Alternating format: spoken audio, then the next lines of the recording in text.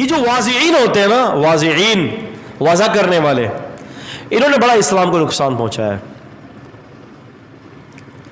اب مسلک کی آبیاری کے لیے اور مسلک کی خاطر اپنے امام صاحب کو اونچا کرنے کے لیے اور سامنے والے کے امام صاحب کو نیچا کرنے کے لیے گھر کے اندر بیٹھ کے خود ہی جو ہے وہ اپنی طرف سے روایتیں گھڑ لیا کرتے تھے۔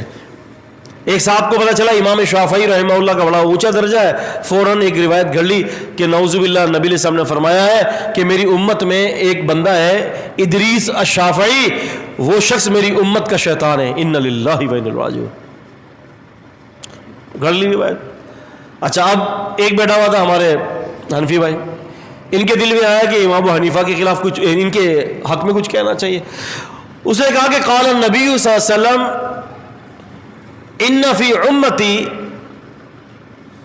کہ میری امت کے اندر ایک بندہ ہوگا ابو حنیفہ، وہو سراج من امتی، وہ میری امت کا، وہو سراج من امتی، وہ میری امت کا سراج ہوگا۔ سراج، دیا، روشنی والا، دیکھ لیے، ان کو شیطان بنا دیا، ان کو سراج بنا دیا، حالانکہ دونوں ہی سراج ہیں۔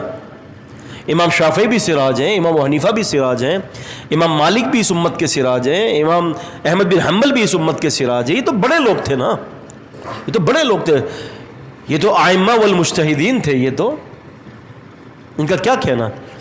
لیکن بعد والوں نے جو ہے وہ جو شریعت کے اندر تباہ کاریاں کی ہیں،